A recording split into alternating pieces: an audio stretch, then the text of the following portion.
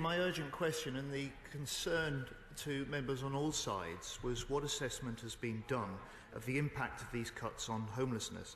And with respect to the Minister, she's made her statement when she could have told the House the answer in one word, and that's none. There was no impact assessment published with these regulations on Friday. Why not? And how many young people will now be denied all help with housing benefit? I say to the Minister, there are 1,741 18 to 21-year-olds in her county of Hampshire claiming housing benefit.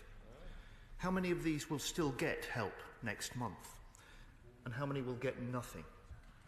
Now, the Minister may have done no assessment, but the charities who work day in, day out in all our constituencies to help the homeless have.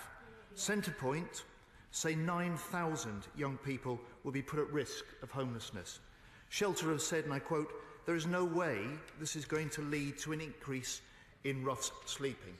And Crisis, who drafted the very important homelessness reduction bill introduced by the Honourable Member for Harrow East, has said this runs entirely counter to the aims of that bill and says it could spell disaster for many vulnerable young people rightly entitled to help. So surely the Minister does not think these charities are wrong, and if she knows they're right, surely the government is not going to go ahead with these cruel and counterproductive cuts.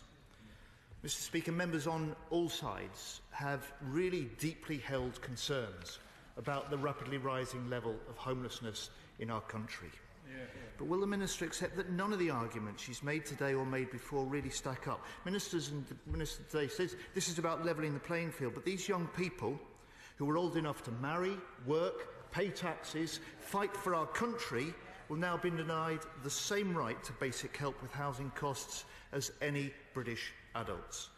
Ministers have said the exemptions will protect the vulnerable, but the National Landlords Association declare, never mind the nuances, all landlords will hear is that 18 to 21-year-olds are no longer entitled to housing benefit. They just won't consider them as a tenant. And ministers have said, I'm finishing here, Mr. Speaker, have said this will save money, but once the knock-on costs to other services are taken into account, the saving will fall to only £3.3 million.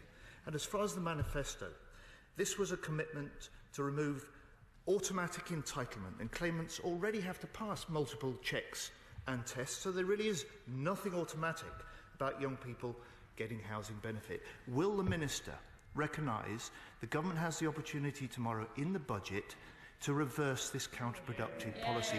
So will she leave the House this afternoon and go and tell the Chancellor, if he does so, he will have the fullest support from this side and I suspect from all sides of this House?